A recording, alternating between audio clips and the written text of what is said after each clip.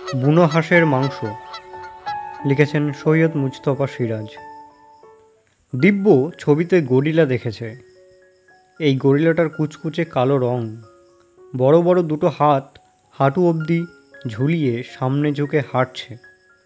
হাতের তালু ও পায়ের পাতায় বছরের পর বছর প্রচণ্ড জলের স্রোতের খয়াটে বিবর্ণতা। সে মুক্তাবাড়ির অর্থাৎ সুকুমারদের জল তোলে। শুকুর হঠাৎ জ্বর কাল থেকে, ঘুষঘুষে কাশি। ফ্যামিলি ট্রেডিশন কালচার প্রসঙ্গে ওই গরিলার কথাও তুলেছে। আমাদের দমকল, কাজ বলতে ওর একটাই, তবে মাঝে মাঝে তোদের মতন কেউ এসে পড়লে তার সার্ভিস দেয়। এখন ওকে তুই স্বচ্ছন্দে কাজে লাগাতে পারিস। কি কাজ? শুকু একটু হেসে বলেছিল, ও ভালো ট্রাকার। কপালির জল জঙ্গল ওর নখের ডগায়। কপালিতলায় এই প্রথম এসেছে দিব্য। ছুটির 2 দিন কাটাবে। সেই ভোর 5টায় হাওড়ায় চেপেছে, পৌঁছেছে 10টায়। শুকু বরাবর লোভ দেখিয়েছে বুনো হাঁসের। শেষ চিঠিতে লিখেছিল, শীত শেষ হয়ে গেছে। কপালির বিলবাওড়া থেকে ওরা ঝাঁকে ঝাঁকে ফিরে চলেছে হিমালয়ের ডেরায়। আর কবে আসবি?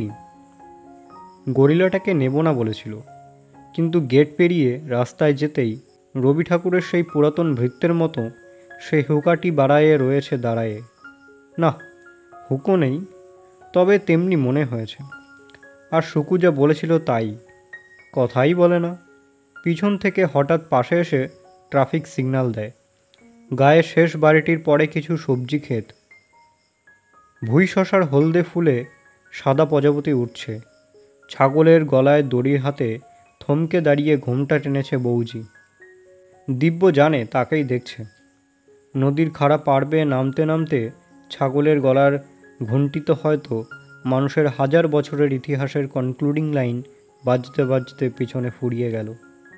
এখন সামনে শুধুই প্রকৃতি। সম্পূর্ণ গল্প শোনার জন্য অবশ্যই সাবস্ক্রাইব করুন বুনো হাঁসের ইতিকথা চ্যানেলটিকে।